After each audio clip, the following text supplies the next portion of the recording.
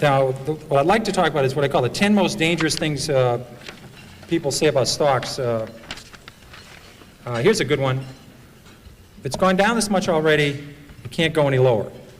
I remember when Polaroid went from 140 to about 107, and people said, if you ever get Polaroid under 100, you've got to buy it. You just back up the truck, buy the stock.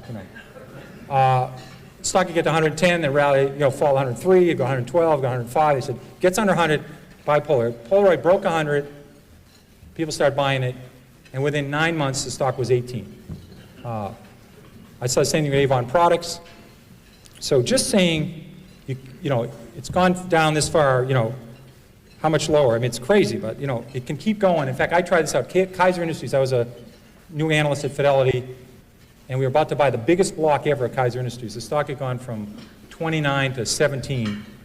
We're about to buy the largest block ever in the history of the American Stock Exchange. We bought, 10 or 15 million shares.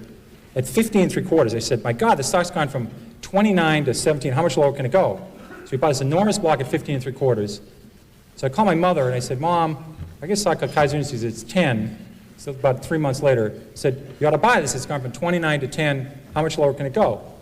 Well, it went to 9, it went to 8, it went to 7, it went to 6, it went to 5, it went to 4. Now, fortunately for me, this happened very rapidly, or I'd be working at the Stop and Shop bag and behind the lines instead of Fidelity. So fortunately, this was compressed in only about 6 months.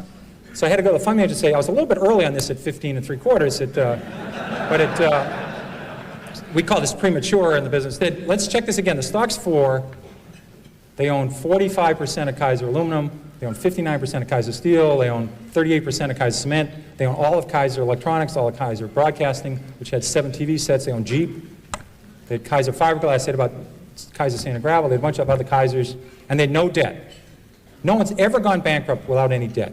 Now that would take I think you have to give some kind of distinguished service award to somebody who did that. But they had no debt. I said, it's not going to go to 0. I was wrong when I said it can't go below 15. So we hung on, and within 3 years, they gave out the shares in Kaiser Steel, gave out the shares in Kaiser Cement, gave out the shares in Kaiser Steel and Aluminum, and they sold off all the businesses. You got about $55 a share.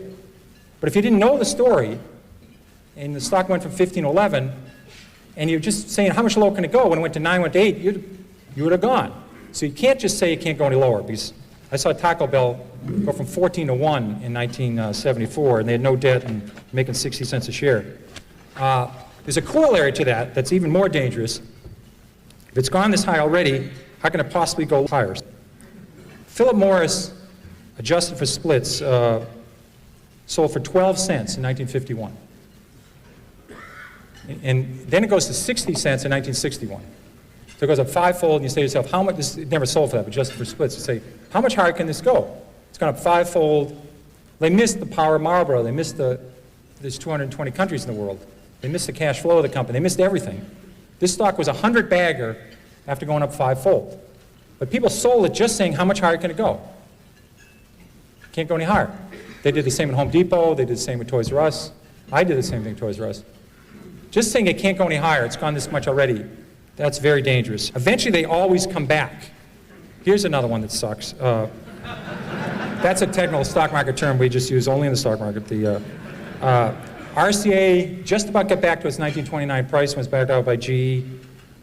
Manville never came back. International Harvester, floppy disk. They don't have to come back. But they say eventually they always come back. Not true. Here's a great one. It's $3. How much can I lose? This is a great one. Because get out. I don't have a computer and I can't do high-level math, but just do this one. So let's say your neighbor buys $10,000 of a stock at 50, and the stock's now 3, and you put $25,000 in at 3. If it goes to 0, who loses the most? A lot of people cannot answer this question. I mean, if you put $1 billion in at 3, you can lose $1 billion. Here's a good one that helped me a lot. It's always darkest before the dawn. This business is terrible. It's awful. You ought to buy the group. This is not a good way of making money. Here's one you're probably talking about before lunch, freight car deliveries. There was 96,000 freight cars delivered in the United States. 2 years later, it fell to 45,000, the lowest in 23 years. So it goes from 96,000 to 45,000. People say business is awful, it's horrible, pathetic. Then it falls to 25,000. They say, just load up. There's about 15 opportunities to lose money here. There's about 15 suppliers of freight cars, 15 manufacturers. Business was awful. Well, last year we shipped 7,000 freight cars in the United States. The business just continued to be miserable. And I'll give you one there's even greater opportunity to lose money on. Energy services industry. In 1982, there was 11,000 of those oil rigs drilling those holes all over Oklahoma and Texas and Colorado. We used to have the rig count every week. And the rig count fell from 11,000 in 82 to 6,000 in 83. There's hundreds and hundreds of companies here. Lots of opportunities to lose money here. There's an equal opportunity here for serious losses.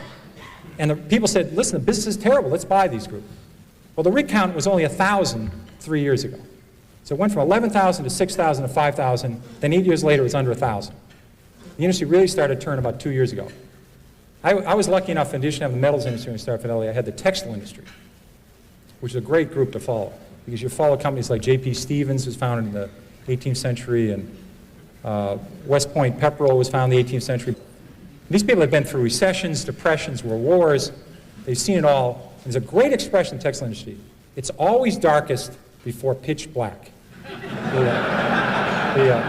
Now that's a good one to remember, because when business is terrible, it can get considerably terrible. It can get terrible to the power of 6. And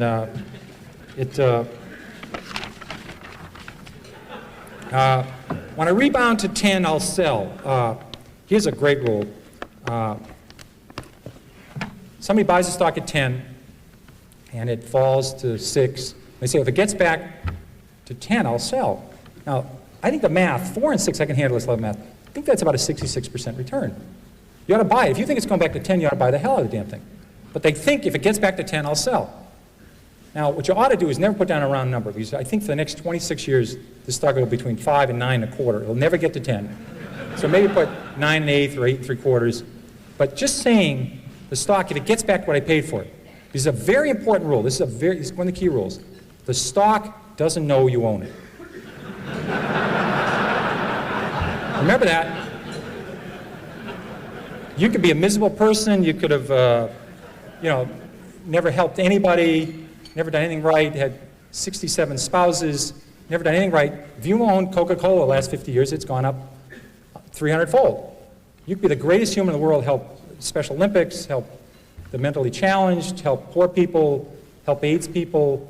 If you own Bethlehem Steel, it's lower than it was 30 years ago. It's not your fault. Don't take this personal, But people treat stocks sometimes like their grandchildren or a puppy. I mean, they think the stock knows who you are. It doesn't work that way. Let me worry. I own conservative stocks. I don't have to worry. I own conservative stocks. I remember when Con Ed fell 80%, then tripled. Public Service Indiana went down 90%. Gulf States Utilities, Long Island Lighting. These were companies that have been around for 150 years, 120 years. Saying I own conservative stocks, I don't have to worry. And I've seen a lot of people, they'll inherit a stock from somebody. They'll say, my mother said on her deathbed, don't sell the Long Island Lighting. You always wondered, she's going to heaven, or hopefully where she's going to heaven. They talk about a Little League game or a vacation or a game of hearts they had. Or imagine talking on your deathbed about Long Island Lighting. And you say, but you get these stories all the time. And I think your mother would have noticed.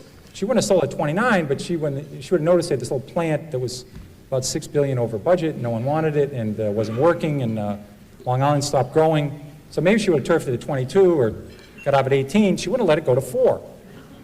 Like Eastman Kodak fell 75%, IBM fell 75%. Don't tell anybody you own a conservative stock. Companies are very dynamic. I don't buy that argument. Here's a very dangerous one. Look at all the money I've lost. I didn't buy it.